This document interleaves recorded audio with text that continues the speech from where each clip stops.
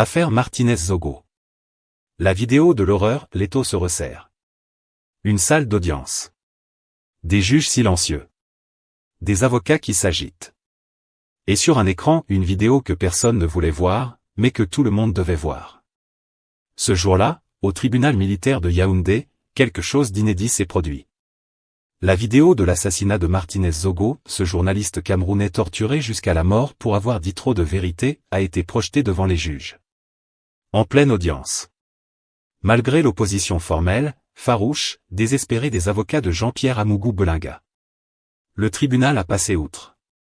Et dans ce geste judiciaire apparemment technique, apparemment procédurier, se cache peut-être l'événement le plus important de la décennie judiciaire camerounaise. Parce que si cette vidéo dit ce que les enquêteurs affirment qu'elle dit, alors rien ne sera plus jamais pareil dans ce pays. Restez avec nous. Ce que vous allez entendre va vous glacer le sang. Partie 1, contexte et fait, l'homme qui dérangeait trop. Pour comprendre pourquoi cette vidéo est si explosive, il faut d'abord comprendre qui était Martinez-Zogo. Pas simplement un journaliste. Pas simplement une victime. Mais un homme qui avait compris mieux que beaucoup que la vérité au Cameroun a un prix. Et qui avait décidé de la dire quand même. Martinez-Zogo animait sur Amplitude FM une émission qui s'appelait Embouteillage. Un nom anodin en apparence. Mais dans les cercles du pouvoir à Yaoundé, ce mot faisait l'effet d'une alarme. Chaque matin, des centaines de milliers de Camerounais se branchaient pour entendre ce journaliste nommer des noms, citer des montants, décrire des malversations. Des personnalités du régime. Des hommes d'affaires proches des sphères décisionnelles. Des réseaux que beaucoup préféraient garder dans l'ombre. Zogo ne mâchait pas ses mots. Il ne glissait pas sous le tapis. Il ouvrait les placards et montrait ce qu'il y avait dedans. Et dans les placards du Cameroun d'aujourd'hui, il y a beaucoup de choses. Mais ce n'est pas tout. Ce qui rendait Zogo particulièrement dangereux pour certains, c'est qu'il avait des sources. Des sources au cœur même de l'appareil d'État. Des informateurs dans les ministères, dans les services, peut-être même dans les palais. Il savait des choses. Il les disait. Et ceux qui étaient cités dans ces émissions ne dormaient plus tranquillement. Parmi eux, selon l'instruction judiciaire, se trouvait Jean-Pierre Amougou Belinga. Qui est cet homme? Amougou Belinga, c'est l'un des empires médiatiques les plus puissants du Cameroun francophone.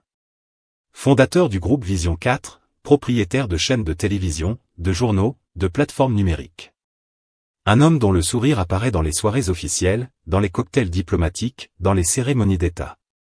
Un homme dont le téléphone, dit-on, est répertorié dans beaucoup d'agendas importants. Et cet homme-là, cet empire médiatique incarné, aurait eu, selon l'accusation, des raisons personnelles et financières de vouloir faire taire Martinez-Zogo. Retenez bien cette tension. Elle est au cœur de tout ce qui va suivre. Mais ce n'est pas tout. Dans la nuit du 17 janvier 2023, une nuit ordinaire de saison sèche à Yaoundé, Martinez-Zogo disparaît. Il rentre chez lui. Il ne rentre pas chez lui. Les versions divergent sur les détails, mais le résultat est le même, il n'est plus joignable. Sa famille s'inquiète. Ses confrères alertent. Et pendant 5 jours d'un silence assourdissant, personne ne sait où il est. 5 jours. Pendant lesquels il se passe des choses que les enquêteurs découvriront plus tard. Des choses que la vidéo projetée au tribunal ce jour-là montrerait, selon nos informations. Le 22 janvier 2023, son corps est retrouvé à la périphérie de Yaoundé. Dans un état, et les mots vont manquer ici, dans un état de mutilation avancée. L'autopsie est sans appel, Martinez-Zogo a été torturé. Longuement. Méthodiquement. Avant d'être tué. Le Cameroun s'arrête. Les rédactions sont en deuil.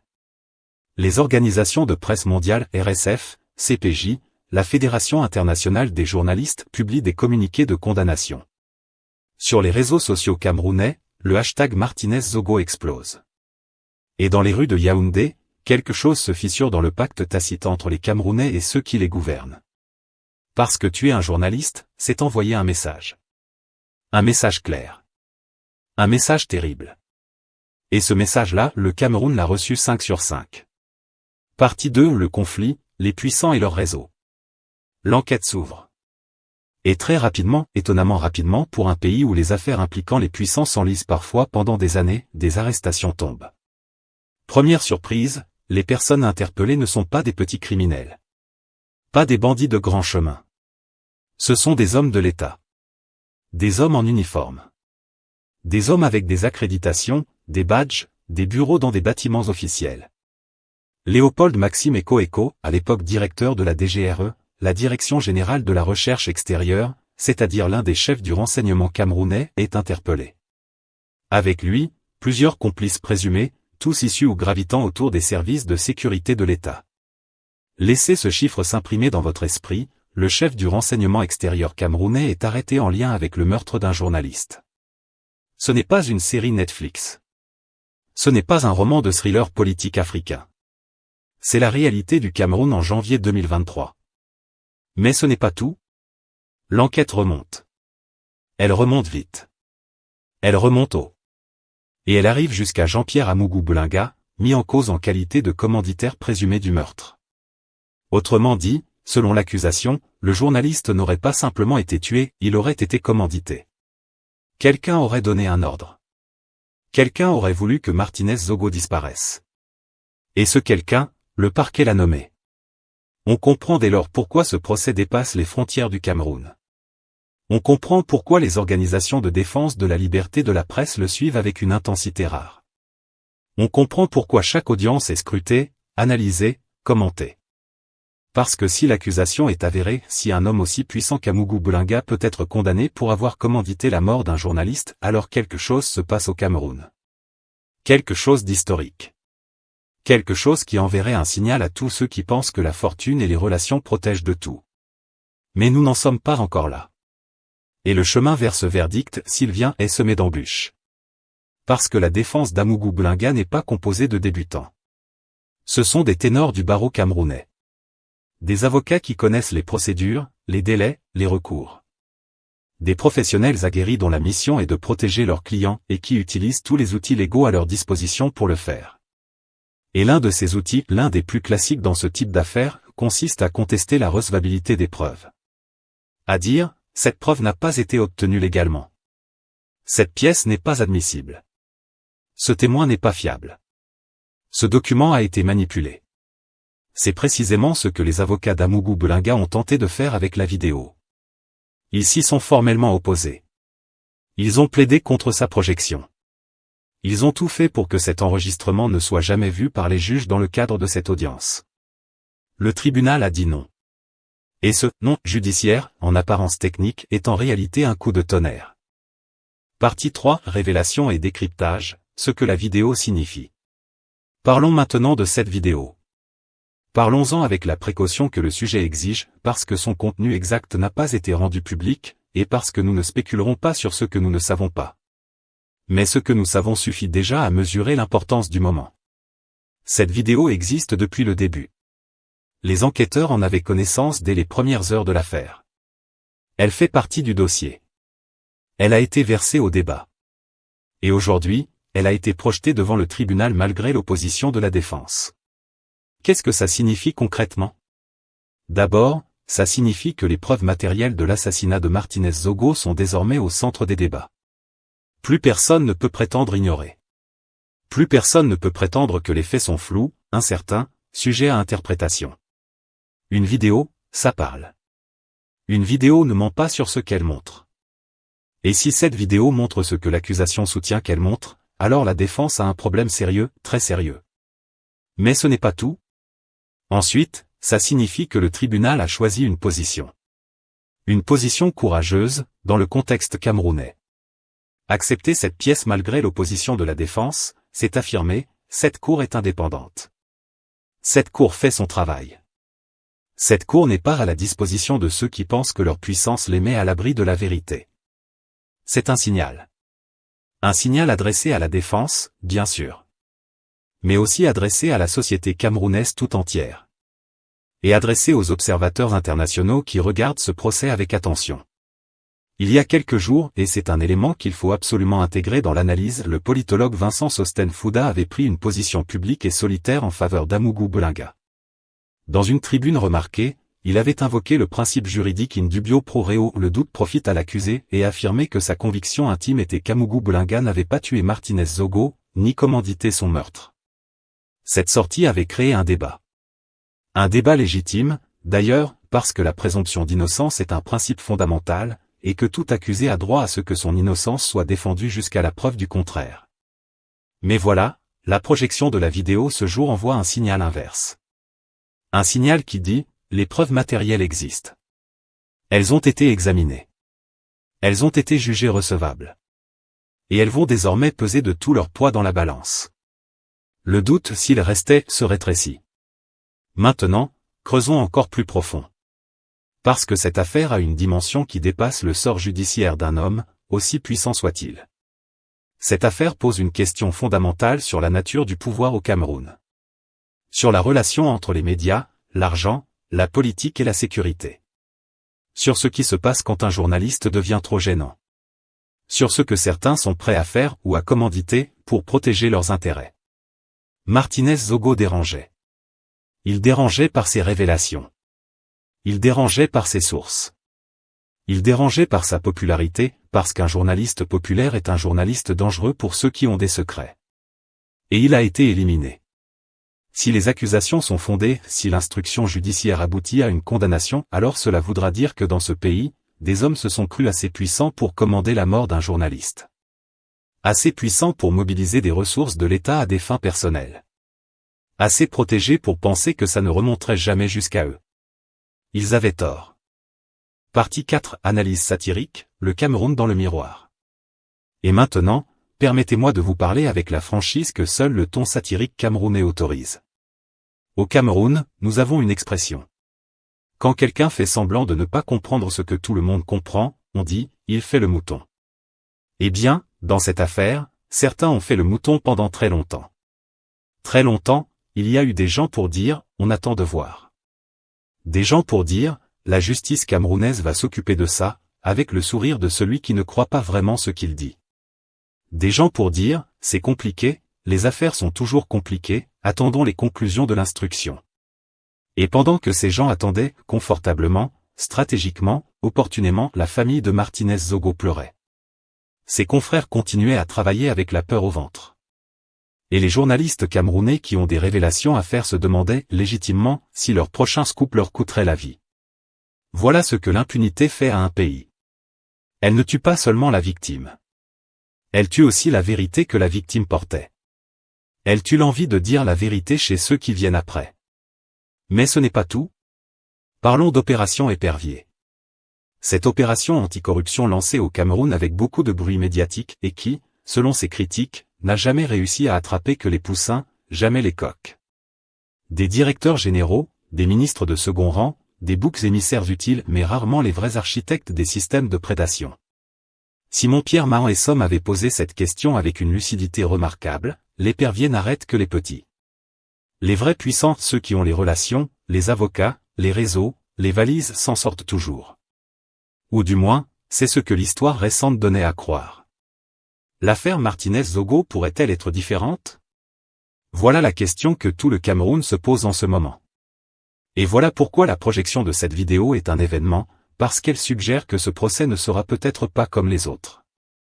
Que le tribunal militaire de Yaoundé, cette juridiction controversée, souvent critiquée pour ses méthodes, est peut-être en train de faire quelque chose que peu attendaient de lui, son travail. Comprenons bien ce que cela représente. Dans un contexte où beaucoup de Camerounais ont appris, à la dure, au fil des déceptions judiciaires accumulées, à ne pas espérer trop vite. Dans un contexte où la justice est perçue par une partie de la population comme une institution à deux vitesses, une vitesse pour les pauvres, une autre pour les riches. Dans un contexte où le nom de certains semblait suffire à immuniser contre les poursuites. Dans ce contexte-là, voir un tribunal passer outre les objections des avocats d'un homme aussi puissant qu'Amougou Boulinga et projeter la vidéo quand même, c'est presque subversif. Et pourtant, gardons la tête froide. Parce que le Cameroun nous a appris la prudence. Une vidéo projetée ne fait pas une condamnation. Une audience ne fait pas un verdict. Et l'histoire de ce pays est pleine de procès qui ont commencé fort avec des preuves, des arrestations spectaculaires, des annonces officielles tonitruantes et qui ont fini dans des arrangements discrets, des non-lieux silencieux, des libérations nocturnes qui n'ont pas fait les unes des journaux. Nous ne sommes pas encore au verdict. Nous sommes à un moment de bascule, un moment important, un moment symbolique, mais pas encore au bout du chemin. Et ce chemin, au Cameroun, peut être long. Très long. Et très tortueux.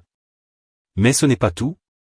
Il y a une autre dimension à cette affaire que l'on ne peut pas ignorer, la dimension régionale et internationale. Les organisations de défense de la liberté de la presse regardent ce procès. RSF le suit. Le CPJ le documente. La communauté des journalistes africains l'observe avec une attention particulière. Parce que l'affaire Martinez-Zogo n'est pas seulement camerounaise. Elle est africaine.